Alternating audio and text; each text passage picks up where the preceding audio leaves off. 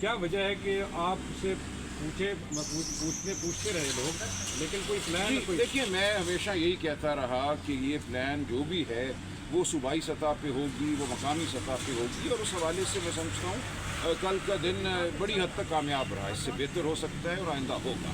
अगर हम पहले से किसी प्लान का ऐलान करते किसी भी सतह पे, तो आप जानते हैं कि क्या होगा। तो जो इलाकाई क़यादत थी, जो सूबाई क़यादत थी, उन्होंने यही मुनासिब समझा कि अपनी अपनी जो प्लान है उसको ख़ुद वो एग्जीक्यूट करें, उस पर ख़ुद अमल कराएं और खामोश रहें उस हवाले से।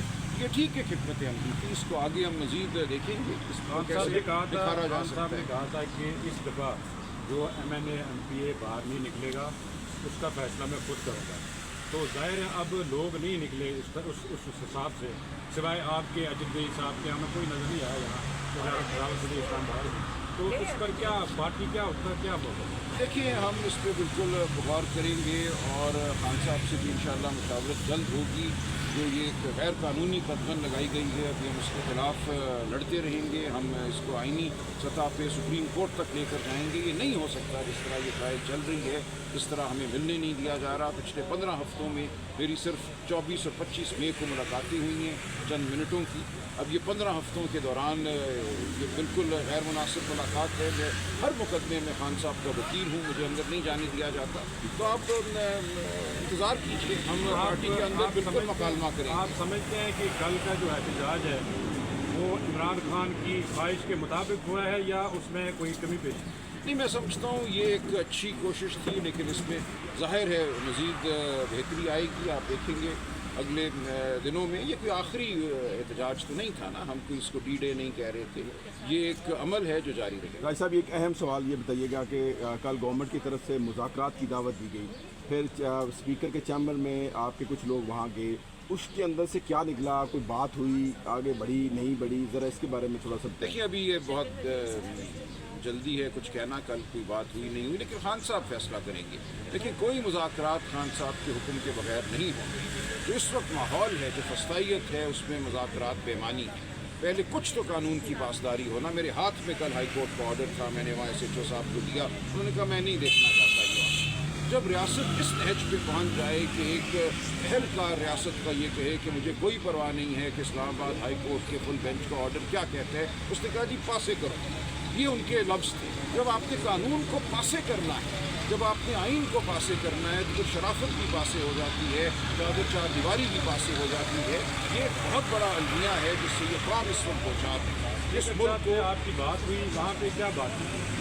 देखिए, स्पीकर साहब से मेरी इसके अलावा कोई बात नहीं हुई। हमारे कुछ मेंबरान अंदर बैठे थे, हमें अडयाला आने में देर हो रही थी। मैं सिर्फ यही उनसे दरख्वास्त करने गया था कि मज़ीद देर नहीं होनी चाहिए। ये बात कहाँ तक दुरुस्त है कि जो आपके मेंबरान पार्लियामेंट में थे वो खुद नहीं निकलना चाह रहे थे और जानबूझ के वो उन दरवाज़ों की तरफ गए जो बंद थे और उन्हें खुद ही अपने आप को बंद किया? मैं इस बारे में नहीं जानता, मैं इस बारे में कोई कबल वक्त बात नहीं करूँ। राय साहब, ये बताइएगा कि जो लोग नहीं पहुँच सके उनके खिलाफ कोई एक्शन होगा? जैसे आप पहुँच आए, बाकी लोग मैंने सवाल सुन, रास्ते नहीं बंद थे, तकरीबन सारे रास्ते खुले थे, आप भी रस्तों से आए। ये तकरीबन ये बैगल नाके वाला रास्ता, तमाम रास्ते पिंडी के इस्लामाबाद के खुले हुए थे। जब आप लोग पहुँच आए तो दूसरे MNA MPs को भी तो पहुँचना चाहिए। नहीं, रास्ता बहरिया टाउन में बंद था। देखिए, आमतौर पे हमें नज़दीक आने दिया जाता है, 2 मील दूर नाका लगता है। कल तो नाके बहुत दूर लगे हुए थे। बहनों को चक्री इंटरचेंज पे रोक दिया गया, वहाँ से आगे नहीं आने दिया गया, 50 किलोमीटर दूर। देखिए, मैंने अर्ज़ किया है कि मैं एक अंदरूनी जायज़ा इस बात का ज़रूर लूँगा। पार्टी देगी, पार्टी के अंदर ये मुकालमा होगा, कौन कहाँ था ये हम इसका तयन कर लें। बैरिस्टर गौर नहीं कहीं नज़र आए, कल पार्लियामेंट हाउस भी नहीं थे और कहीं एहतजाज में भी नज़र नहीं आए। देखिए, सवाल तो आप उनसे कीजिए, ज़रूर उनकी भी कोई माकूल वजह होगी। बहुत शुक्रिया।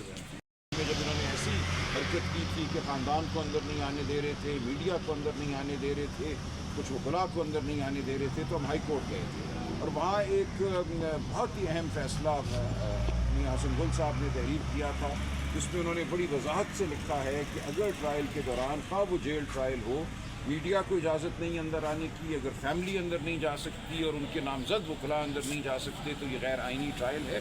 2 दफ़ा साइफर ट्रायल को इस बुनियाद पे कलअदम करार दिया गया था और असर नौ कार्रवाई शुरू हुई थी। अब 26वीं तरमीम के बाद लगता है कि इनका ख्याल है कि अब कोई सुनवाई नहीं होगी, हम जो मर्ज़ी कर लें। इन्होंने मीडिया को भी बाहर कर दिया है, फैमिली को भी बाहर कर दिया है। मेरा वकालतनामा इस मुकदमे में मुझे भी अंदर नहीं जाने दे रहे। تو اب ہم اس پہ آئینی اور قانونی جو ہے سٹینڈ لیں گے. سلمان صفدر صاحب ابھی اندر گئے ہیں, ان کو باہر ان کو آج اندر جانے کی اجازت دی گئی ہے, اور وہ جج صاحب کو یہی بتائیں گے کہ تمام جو ٹرائل چل رہی ہے یہ غیر آئینی ہے, یہ اسلام آباد ہائی کورٹ کے آرڈر کے منافی ہے, اور جب تک آرڈر کی اور آئین کی اطاعت نہیں ہوتی یہ ٹرائل نہیں چل سکتی. سلمان اکر راجہ صاحب یہ بتائیے گا کہ کل کا شو جو ہے آپ کو کال دی گئی تھی کہ یہاں پر سینیٹرز اور ایم این اے جو ہے وہ اڈیالہ جیل کے باہر پہنچنا تھا.